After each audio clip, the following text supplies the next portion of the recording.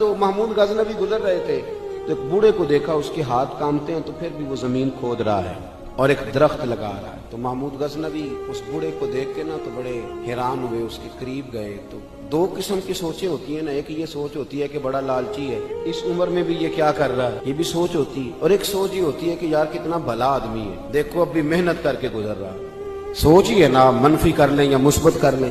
محمود غزنوی آگے بڑھے اور آگے بڑھ کے نا تو آپ اس بوڑھے سے کہنے لگے کہ بابا یہ کیا کر رہے ہو؟ تو کہنے لگے میں درخت لگا رہا ہوں۔ تو کہنے لگے بزرگوں اب آپ کی جو عمر ہے نا، یہ عمر نہ تو آپ اس کے پھل کھا سکیں گے، نہ چھاؤں میں بیٹھ سکیں گے، اور آپ کو تکلیف بھی بڑی ہے۔ تو بابا جی محمود کو جانتے ہی نہیں تھے، پلٹ کے کہنے لگے بیٹا چلو میں نہیں پھل کھاؤں گا تو میرے پوتے تو کھائیں گے نا، میرے نواسے تو کھائیں گے نا، تو آپ چھوڑے مجھے، میں تو اگلی نسلوں کا بھلا کر رہا ہوں۔ اب یہ سوچ ہماری بڑی کم ہوتی ہے۔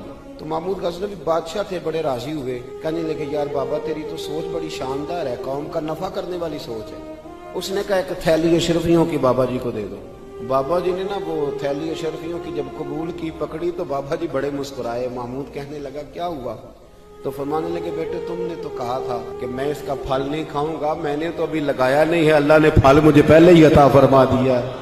محمود بڑا راضی ہوا، اس نے کہا یار بابا تو بڑی اونچی سوچ کا مالک ہے، ایک تھیلی اور دو بابا جی کو، اور دے دو ایک تھیلی۔ ایک اور تھیلی دی بابا جی کو تو بابا جی پھر ہنسے، کہنے لگے محمود میرا خلوص دیکھ، میں اللہ کے بندوں کا نفع کرنا چاہتا تھا نا، تو میں نے ابھی لگایا نہیں۔ لوگوں کے باغ میں سال میں ایک دفعہ پھل لگتا ہے، اللہ نے مجھے 2 دفعہ پھل عطا کر دیا۔ محمود نے کہا تیسری بھی دو بھی بابا جی کو تھیلی۔ آپ سوچ تو بنائیں نا صاحب، ہم یہ سمجھتے ہیں کہ شاید یہ محدود ہو جائے گا، میں کسی کے بچے کو پڑھا دوں گا تو شاید وہ میرے بچے کا نصیب لے اڑے گا، میں کسی کو کچھ دے دوں گا تو شاید وہ ادھر سے آ کے نا تو ہمارا کام خراب کر جائے۔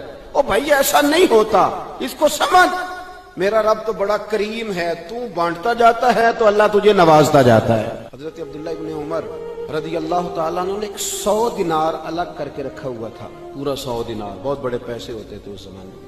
تو آپ کے بچے کہتے کہ ابا جی یہ پیسے سائڈ پہ کیوں رکھے ہوئے ہیں؟ تو فرماتے پتر یہ میں نے لوگوں کو ادھار دینے کے لیے رکھے ہوئے، خاصی مشکل بات نہیں کر دی میں نے، ہماری تو دکانوں پہ لکھا ہوا ہے ادھار بند ہے، موٹا کر کے لکھا ہوا ادھار بند ہے، یعنی نقد والے آ جاؤ، ادھار والے بالکل نہ آنا۔ ادھار کون لیتا ہے؟ غریب آدمی۔ اور ہمارا کیا حال ہے بھائی، وہ یہ نہیں کہہ رہا کہ مجھے بھیک دے دو، وہ کہہ رہا یار ذرا مہربانی کرو۔ حضرت عبداللہ ابن عمر 100 دینار ہے، ابا جی یہ کس لیے ہے؟ تو فرماتے یہ میں نے ادھار دینے کے لیے رکھا ہوا ہے۔ حضور کیا مطلب؟ فرمایا میرے نبی پاک علیہ السلام نے فرمایا ہے کہ کسی بندے کو تم نے اگر قرض لینا ہو نا تو وہ غریب ہو تو اس پر تم آسانی کرنا، اور جتنے پیسے تم نے لینے ہوئے اگر وہ تنگ دست ہو تو آسانی کرنا۔ فرمایا جتنے پیسے تم نے لینے ہوئے، جتنے دن گزر گئے، اللہ روزانہ اتنے پیسے صدقہ کرنے کا تمہیں ثواب عطا فرمائے۔